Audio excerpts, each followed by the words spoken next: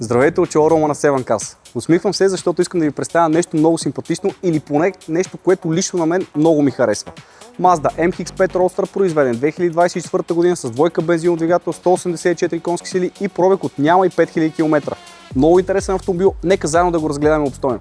Какво имаме и тук? Много красиви, много добре запазени 17-цолови алуминиеви джанти, които идеално подчертават спортния дух на автомобила, а отпред имаме LED осветление. То външния вид си е достатъчно безупречен, но все пак, за да сме сигурни, благодарение на този уред да проверим дебелината на боята, за да се уверим, че някъде няма китосвано, пребладисвано и така нататък.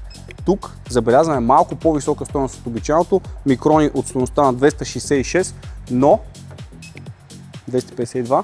Ако забележим ето тук много лекчко, ще разберем, че всъщност това не е защото автомобил е пребладисван, а защото е оборудван с PPF фолио.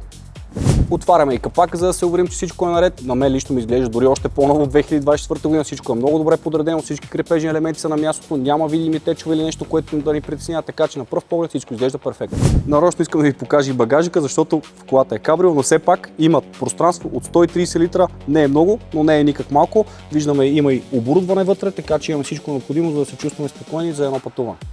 Конкретно тези автомобили никога не са се славили с страшно много екстри, но пък мисля, че тук имаме абсолютно всичко необходимо. Седалките са бежева перфорирана кожа с подгрев, мултимедия с навигация, парктроники, камера за задно виждане, климатик, 6-степенна ръчна скоростна кутия, мултифункционален кожен волан, круиз контрол, тракшн контрол, старт-стоп система и озвучителна система Bose. Мисля, че имате абсолютно всичко необходимо, за да се чувствате прекрасно, сядайки в този автомобил.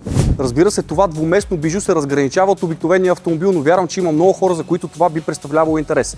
Може да видите тази кола всеки работен ден от 9 до 6, както и събота от 10 до 4, защото е налична в нашия шоурум, а също така има и пълната информация с Car Vertical File на 7cars.bg. Харесайте това видео, абонирайте се за канала и ни очаквайте с още много интересни предложения.